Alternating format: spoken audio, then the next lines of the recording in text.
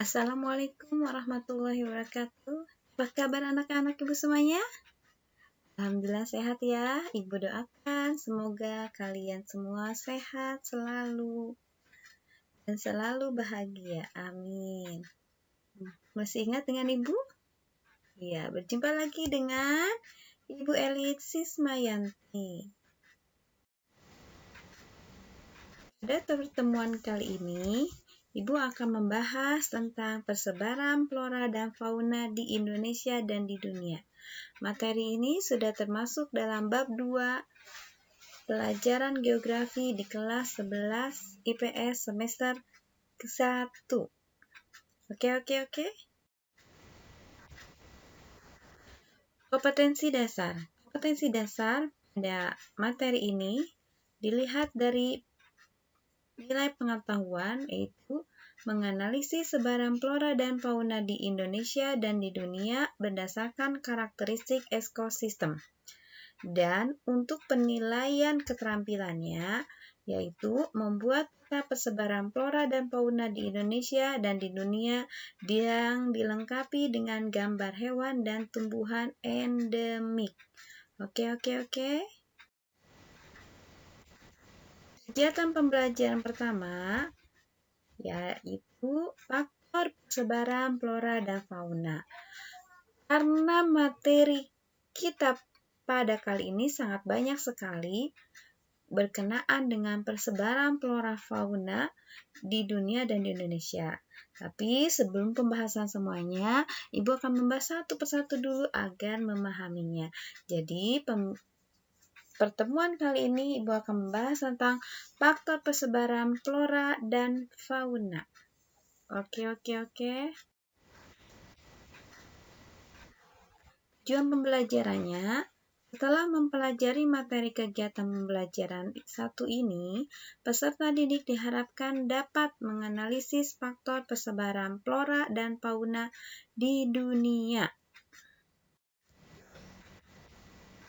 Coba kalian lihat gambarnya. Ada gambar apa aja? Oke, ada panda, jerapah, unta, beruang kutub, monyet, dan gajah. Tahu kan? Masa nggak tahu? Kalau nggak tahu, harus main dulu nih ke kebun binatang ya. Nggak usah lah, di YouTube juga ada ya. Oke, kita lanjutkan lagi. Ibu ambil gambar ini dari https://google.com search. Coba kalian perhatikan gambar di samping. Nah, yang pertama adalah, apakah hewan-hewan tersebut menempati wilayah yang sama di alam bebas? Ya.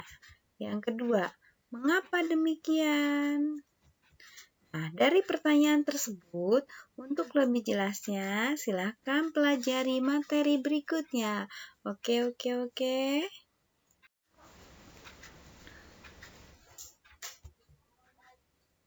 Oke, faktor-faktor yang mempengaruhi sebaran flora fauna, ada yang tahu apa aja faktornya? Ayo. Iya, ada yang tahu ya. Persebaran flora dan fauna di permukaan bumi tidak sama dan merata. Ingat ya, bahwa persebaran flora dan fauna di permukaan bumi itu tidak sama dan merata, sehingga berpengaruh terhadap kehidupan makhluk hidup. Terdapat wilayah yang sangat padat populasinya, namun ada juga di wilayah di muka bumi dapat dihuni oleh makhluk hidup. Selain manusia, ternyata flora dan fauna juga memiliki ciri fisik yang berbeda di setiap wilayah.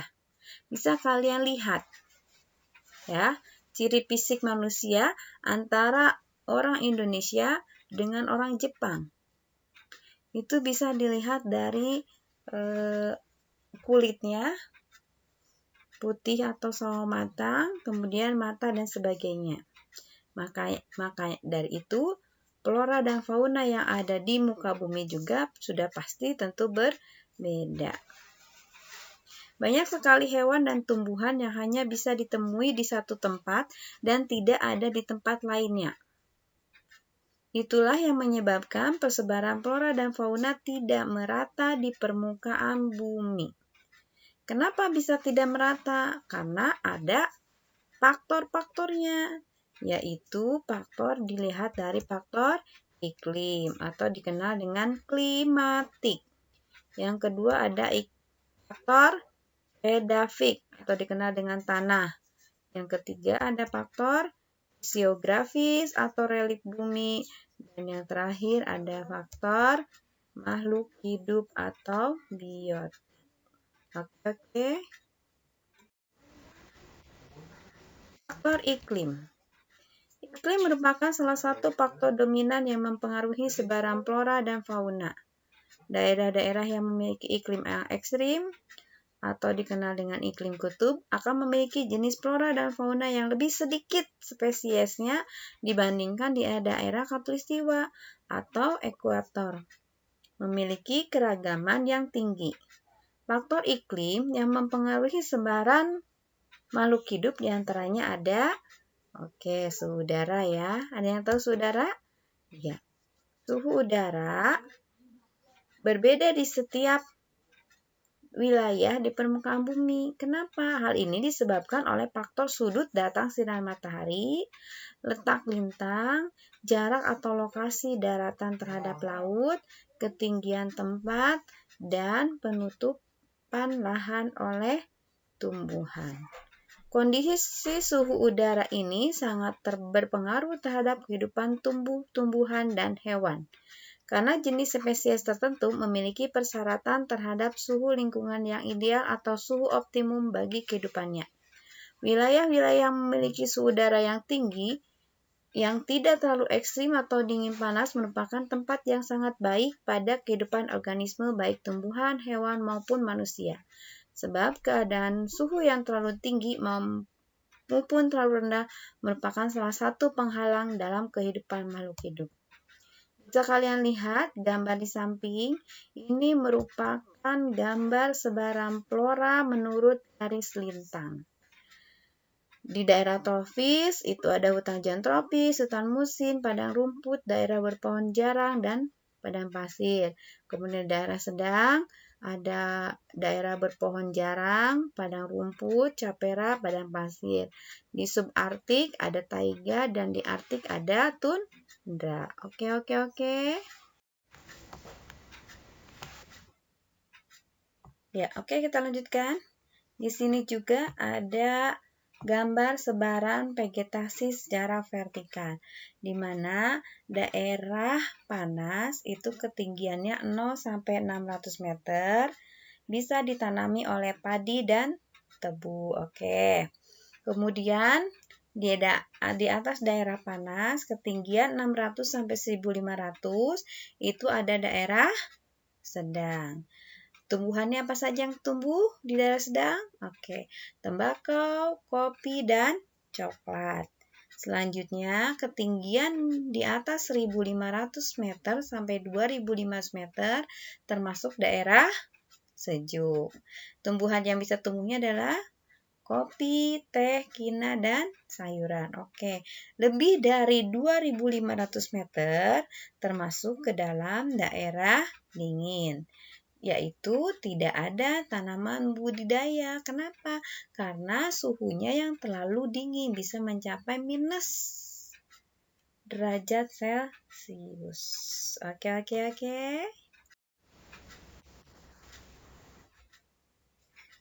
Faktor dari iklim itu sendiri, yang kedua adalah kelembaban udara, di mana kelembaban udara menunjukkan banyaknya uap air yang terkandung dalam udara. Kelembaban berpengaruh langsung terhadap kehidupan tumbuhan. Ada tumbuhan yang cocok hidup di daerah kering, daerah lembab, bahkan ada jenis tumbuhan yang hanya hidup di wilayah-wilayah yang sangat basah.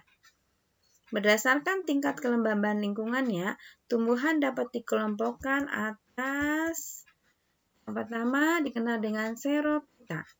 Xerophyta yaitu jenis-jenis tumbuhan yang sangat tahan terhadap lingkungan yang kering atau kondisi kelembaban udara yang sangat rendah.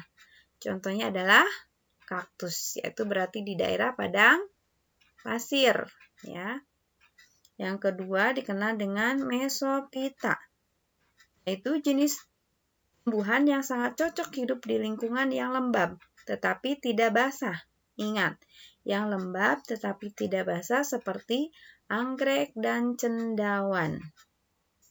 Oke, yang ketiga ada hygrofita, yaitu jenis tumbuhan yang sangat cocok hidup di daerah yang basah, seperti teratai, eceng gondok, dan selada air. Dan yang terakhir dikenal dengan tumbuhan tropophyta, yaitu jenis-jenis tumbuhan yang mampu beradaptasi terhadap daerah yang mengalami perubahan musim hujan dan musim kemarau. Tropophyta merupakan flora khas wilayah iklim musim tropis seperti yang ada di Indonesia, ya. Kita termasuk iklim tropis. Misalnya jati dan eukaliptus. Oke, iya. Yang ketiga ada angin. Angin sangat berpengaruh terhadap kelangsungan hidup tumbuhan. Di daerah terbuka, hanya tumbuhan berakar dan berbatang kuat yang dapat bertahan hidup dari hembusan angin yang sangat kencang. Angin juga sangat membantu dalam proses penyerbukan atau pembuahan beberapa jenis tumbuhan, sehingga proses regenerasi tumbuhan dapat berlangsung. Tumbuh-tumbuhan tertentu, penyebaran benihnya juga dilakukan oleh angin, misalnya spora, yang diterbangkan oleh angin pada tumbuhan paku-pakuan. Bisa kalian lihat, misalkan kalian tidak menanami tumbuhan, tetapi ujung-ujung tumbuh. Nah, itu bisa saja proses penyerbukannya itu melalui angin. Oke ya. Yang keempat itu curah hujan, di mana air merupakan sumber utama dalam kehidupan. Tumbuhan sangat tergantung pada curah hujan dan kelembaban udara. Banyak sedikitnya jumlah curah hujan di suatu tempat akan membentuk karakter khas bagi formasi-formasi vegetasi di muka bumi. Kekhasan jenis-jenis vegetasi ini dapat mengakibatkan adanya hewan-hewan yang khas pada lingkungan vegetasi tertentu. Karena pada dasarnya tumbuh-tumbuhan merupakan produsen yang menyediakan makanan bagi hewan. Pembagian komunitas organisme berdasarkan curah hujan dan suhu dan suhu. Oke. Ya, kita lanjutkan lagi. Faktor yang kedua adalah faktor edafik atau dikenal dengan faktor tanah. Tadi yang pertama adalah faktor iklim, ya. Jangan lupa. Faktor yang mempengaruhi persebaran flora fauna ada faktor yang pertama iklim, oke. Sekarang yang kedua adalah faktor edafik atau tanah. Faktor edafik adalah faktor tanah yang ditempati oleh hewan dan tumbuhan. Tanah adalah media utama bagi tumbuhnya vegetasi. Kebutuhan-kebutuhan pertumbuhan dan perkembangan vegetasi seperti unsur hara, kebutuhan bahan organik atau humus, air, dan udara disediakan oleh tanah. Tanah yang subur akan memberikan dampak yang baik bagi pertumbuhan tanaman. Selain itu, hewan juga akan lebih mudah menemukan makanan jika tanaman di sekitarnya tumbuh subur dan berbuah lebat. Lapisan tanah yang berpengaruh terhadap vegetasi adalah lapisan tanah atas atau dikenal dengan topsoil. Bisa kalian lihat, gambar tersebut adalah gambar lapisan tanah. Ada lapisan atas, lapisan tengah, lapisan bawah, dan lapisan batuan induk. Mulai dari lapisan atas itu ada humus, kemudian topsoilnya ada horizon A, horizon B, ke horizon C, dan horizon D. Faktor yang ketiga adalah faktor fisiografis atau relief bumi. Bentuk permukaan bumi yang beragam seperti pegunungan dan dapat menghambat penyebaran tumbuhan. Selain itu, kemiringan lereng juga dapat mempengaruhi tumbuhan kembang tanaman itu sendiri. Lereng yang membelakangi sinar matahari, tumbuhannya akan terhambat dibandingkan dengan kondisi sebaliknya. Hal ini menyebabkan adanya perbedaan suhu, sehingga terjadi perbedaan jenis vegetasi berdasarkan tingkat tempat. Demikian pula, jenis vegetasi atau flora dan fauna yang hidup di dataran rendah tentu berbeda dengan di dataran tinggi maupun di wilayah pegunungan tinggi. Ini adalah gambar ilustrasi relief permukaan bumi. Dan yang terakhir ada faktor makhluk hidup atau biotik. Tumbuhan yang memiliki daya adaptasi kuat akan menghambat pertumbuhan lain yang memiliki daya adaptasi yang lemah, sehingga mendominasi pada suatu wilayah tertentu. Organisme cacing dapat menyuburkan tanah, sehingga mempengaruhi jenis tanaman pada permukaan bumi. Selain itu, manusia juga memiliki peran sebagai penyebar flora dan fauna. Terkadang juga berperilaku tidak baik dalam menjaga kelestarian alam. Sebagai contoh, hewan langka yang saat ini sulit ditemukan di alam bebas, semuanya berawal dari keinginan manusia untuk memperluas lahan pertanian, sehingga menggunduli hutan yang merupakan habitat hewan banyak. Bisa kalian lihat, itu adalah gambar ilustrasi relief permukaan bumi. Yang tadinya penuh dengan pohon, yang sebelah kanan bagian bawah itu sudah mulai ditebang. Jadi habitat-habitat baik flora dan fauna itu akan musnah karena sudah dihancurkan oleh manusia. Jadi manusia juga di sini sangat berperan penting. Apakah tumbuhan flora dan fauna apakah ingin tetap hidup, ingin tetap banyak, berarti manusianya harus lebih memelihara. Oke. Ibu cukupkan materi kali ini. Mohon maaf apabila ada salah kata. Terima kasih. Wassalamualaikum warahmatullahi wabarakatuh.